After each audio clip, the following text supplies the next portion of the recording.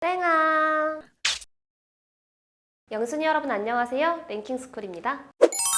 등골이 서늘, 공포를 즐기는 사람들에겐 큰 인기를 받는 도시괴담. 대부분의 경우 과장되거나 꾸며진 이야기에 불과하다고 생각하지만 그중 일부는 실제 사건을 기반으로 두기도 하는데요. 1990년대 삼풍백화점 붕괴 사고가 일어난 직후엔 부실공사로 인한 건물 붕괴 괴담이 유행했고, 사이코패스 범죄자들이 악명을 떨친 시기에는 관련 괴담이 유행하기도 했죠. 그런데 그 중에서도 몇몇 괴담은 그 실체가 사실로 밝혀져 충격을 주기도 하는데요. 오늘 랭킹스쿨에서는 거짓말인 줄 알고 무시했는데 사실로 밝혀진 한국의 괴담 탑3에 대해 알아보겠습니다. 3위, 경주 전자발찌 괴담. 2016년 10월 경주와 포항 일대 주민들 사이에서 괴소문이 떠돌았습니다. 바로 한 성범죄자가 전자발찌를 끊고 사라진 뒤 여관에서 여성을 살해 후 도주, 시신은 인근 강에 버려졌다며 밤길 조심하라는 글이 SNS 사이에 퍼진 것인데요. 이후 실제로 한 성범죄자가 전자발찌를 끊었다는 기사가 나오자 소문은 걷잡을 수 없이 퍼져만 갔고, 이후 경주경찰서에는 시민들의 문의 전화가 폭주했습니다. 이에 경주경찰서는 커뮤니티에 전자발찌를 버리고 자취를 감춘 사실은 맞지만 그 외 시신이 발견되었다는 등은 절대 사실이 아니다라며 근거 없는 유언비어에 현혹되지 말라고 당부했는데요. 또 소문의 여관 주인 역시 사실 무근이다, 괴담 때문에 큰 손해를 보고 있다며 분통을 터뜨렸습니다. 이에 사람들은 그저 부풀려진 도시괴담 정도로 생각하게 됐고, 소문은 곧 사그라질 줄 알았는데 이내 밝혀진 충격적인 사실에 모두가 멘붕에 빠집니다. 바로 괴담의 전말이 대부분 사실로 드러났으며, 사건의 전말을 경찰은 이미 어느 정도 인지하고 있었던 것이 밝혀진 것인데요. 실제로 경찰은 성범죄자가 전자발찌를 버리고 도주한 후 시신 또한 발견한 상황에서 근거 없는 유언비어로 규정하고 괴담을 잠재우려 했던 것입니다. 이에 경찰은 이미 용의선상에 있었고, 수사 진행 과정이 공개되면 증거인멸 등의 가능성이 있기 때문에 공개를 늦췄던 것이라고 설명했는데요. 다행히 범인은 검거했지만 이번 사건으로 경찰에 대한 불신을 자초했다는 비판을 피하진 못한 경찰. 하지만 괴담을 사실로 인정했다가 범인이 도주하는 상황을 상상하면 어느 정도 경찰의 입장도 이해는 가네요.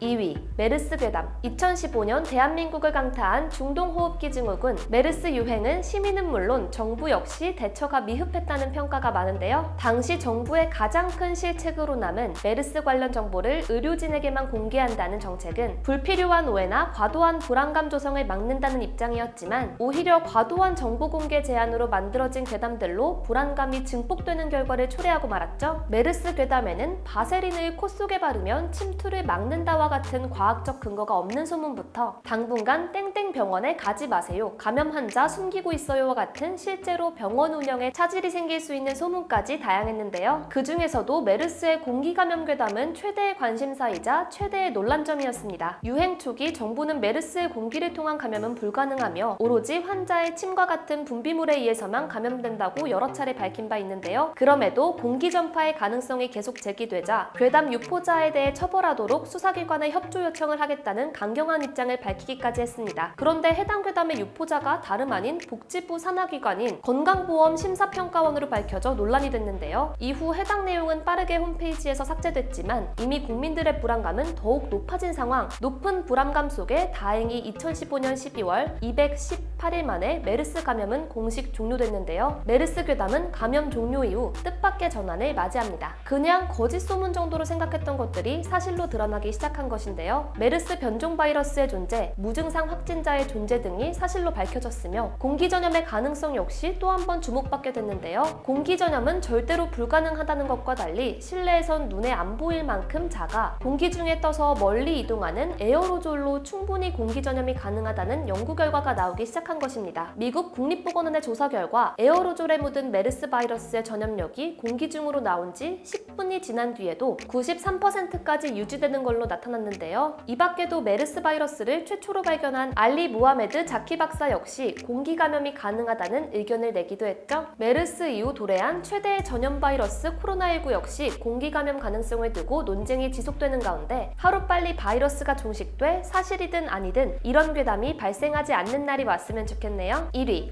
홍천강 괴담. 절대 그것과 눈을 마주쳐선 안 된다. 강원도 홍천군 홍천강 일대에서 오랫동안 전해져오는 괴담이 하나 있습니다. 바로 10년 전 외지에서 온 처녀가 다슬기를 잡다가 물에 빠져 숨졌고 그 처녀가 원혼이 돼 그 뒤 해마다 홍천강에서는 외지인이 마치 무언가에 홀린 듯 강으로 뛰어들어 익사했다는 것인데요. 실제로 동네 주민들은 해당 괴담을 대부분 알고 있었고 무서워서 밤에 혼자 못 다닌다고까지 말했습니다. 그런데 괴담 속의 처녀의 정체는 취재 결과 실존한 인물인 것으로 밝혀졌으며 2012년 실제로 홍천강에서 익사사고로 숨졌다고 하는데요. 해당 사건을 파헤치자 더욱 충격적인 사실이 드러났습니다. 그녀는 사고가 아닌 살해당한 것이었고 범인은 다름 아닌 같이 놀러간 남편이었던 것이죠. 그녀의 사망 이후 의심을 품은 딸은 부검을 의뢰했고 법의학자들은 목에서 발견된 손자국을 토대로 물속에서 발생한 살인사건으로 보인다고 밝혔는데요. 알고 보니 남편은 경제적 상황이 어려워져 많은 보험에 가입한 후 아내를 죽일 계획을 세웠고 이를 인적이 드문 홍천강에서 실행한 것이었죠. 이후 홍천강에서는 사건을 조사하기 위해 경찰들의 발길이 이어졌고 이 와중에 소문이 퍼져 괴담이 되기 시작한 것인데요. 사건 재판 결과 남편은 무기징역을 선고받았으며 홍천강은 괴담과 별개로 지리적으로 익사사고가 많이 발생하는 지역으로 여전히 물귀신 괴담이 떠돌고 있다고 하네요.